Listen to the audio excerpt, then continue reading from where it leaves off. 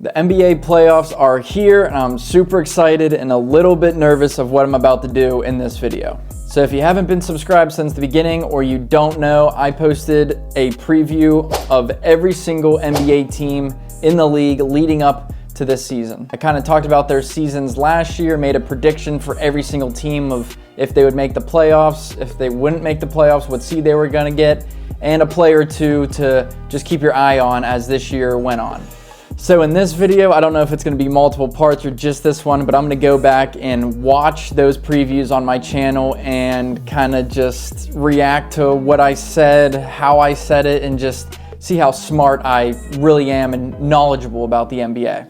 I don't think I'm gonna do every single team because that would take hours upon hours, and I don't really care about what I said about the Wizards. I'm gonna skip some of those teams and try to pick out some good ones for you, which I also haven't watched any of these since the day that I made them. So this will be a little bit of, I don't know, let's just see what happens. All right, first up, we're starting with my boys, the Detroit Pistons. I don't know exactly what I said in this video, but I do know that I said they are going to make the playoffs, and Cade Cunningham is going to be playing at an MVP level performer. Both of those things are true so far, but I kind of want to see the specific things that I said in this video. And this one was posted 5 months ago, so whatever that was, this is January, February, March, April, posted in November, December, something like that. I don't know, but Pistons, let's see what I said. If you like or even love NBA basketball, this is definitely the channel for you. Hit that subscribe button. Also go over to the That's still true. If you love the NBA, you got to subscribe here. TikTok pick. It's the Detroit Pistons. 14-68, worst record in the league. The Pistons were 14-68 last year, tied for the longest losing streak in NBA history. That team last year was terrible. I watched that team. I watched so many games from that putrid team last year, and I had the confidence to say that that team was going to make the playoffs this year. The team is different, new coach, couple new role players, but I don't know. I think it might be a little bit crazy that I said a 14-68 team was going to be a playoff team this year, but I said it. Here's the proof. This Pistons team was terrible. They are not going to be terrible this year. My prediction, wait for the end because it's probably going to blow your mind, but it's going to be accurate. I guarantee it. I said wait till the end of the video. I just said it like 2 minutes ago. It was going to be a little bit crazy of a prediction, but it was going to be accurate, and boom, here we are. Pistons officially the 6th seed in the East. I mean, I deserve some sort of credit for that. But now we're talking about the boy, Cade Cunningham. Let's see what I said. Also, good hair day for me. Beard, facial hair is looking good. Plain gray shirt. I don't really know why I wore that, but playing on this piss-poor Pistons team, great year for Cade. So if you weren't impressed with 20... Oh, I know I added... I usually keep those in there every video I do if it happens, but that one was just... Oh, that caught me off guard. That's funny. And people are going to see just how good Cade Cunningham is. Coming into this year, 2025, got to put it like this. He's going to be playing at an MVP level, but he has no shot at winning the MVP. Numbers-wise, and if you just actually watch him play, he is...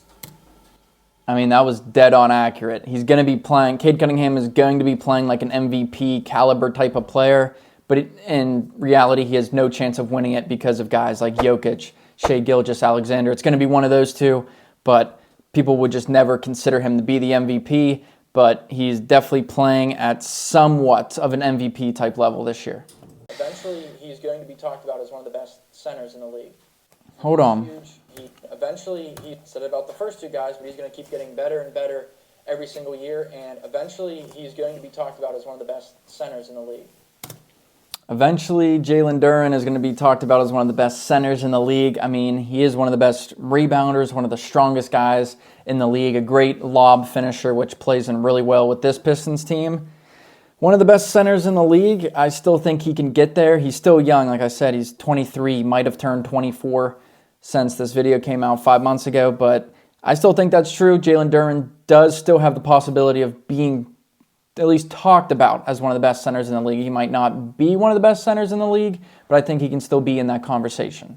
I can't stress it enough. He's going to make such a huge impact for this Pistons team. Offensively, they're going to be better as well, but especially on the defensive side of the floor. see where the Pistons rank defensively as a team, at least the points allowed category.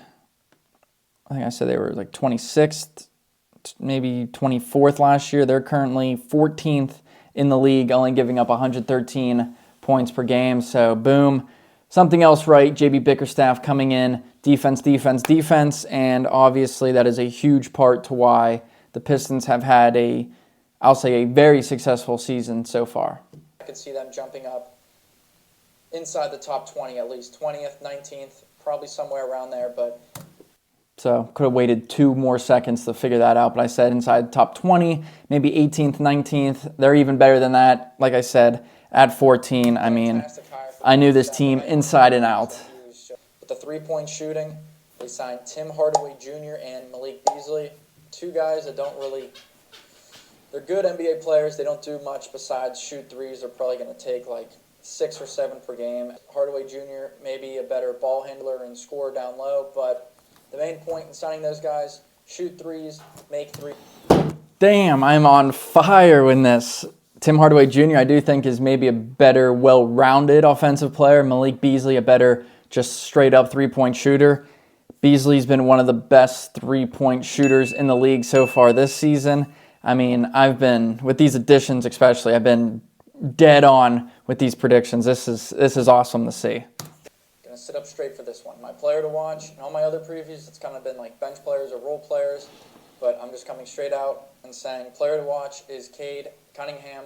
He is so good. He's ridiculously good, especially playing with this cast of players around him. Not so much this year, but last year, team sucked, but he was a beast. He's going to be playing at an MVP level. I can't stress that enough. Going to be one of the leaders in points and assists this season. Could see him in the top 10 in both of those categories. Could see him in the top 10 in both of those categories, points and assists. Why don't we take a little look-see? I don't know off the top of my head, but I'm pretty confident. Points per game, Cade Cunningham. Number 7, averaging 26.1 points per game. Filter by assists per game. In 4th in the NBA, Cade Cunningham averaging 9.1 assists per game. I'd say this prediction has gone pretty well for the Pistons. Maybe a little bold saying Cade top 10 in both. I mean, I just knew he would be that dog this year that people are going to have arguments about how good he actually is. I've been on him since he got drafted. I mean, it's just proof here. It's on camera. If he puts on some muscle, I think he could be a really scary prospect in the NBA for the next couple of years. But running the floor and attacking the rim, definitely his best attributes. If he gets a defensive rebound, he is off. He is going.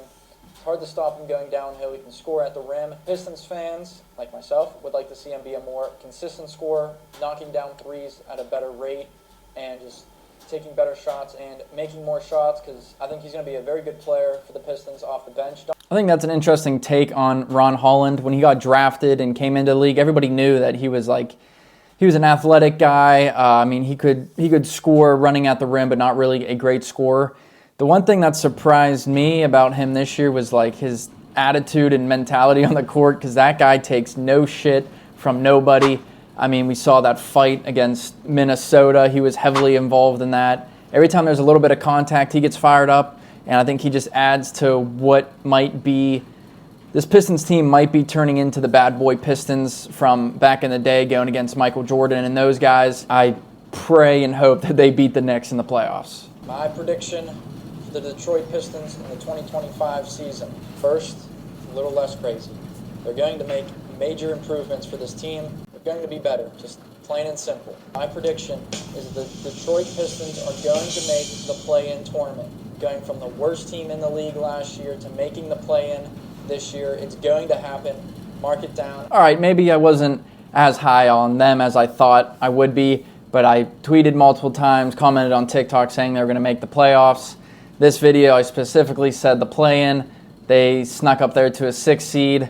I mean, but everything else I said individually, it was dead on about this Detroit Pistons team. I said they were a playoff team in that video. They are a playoff team.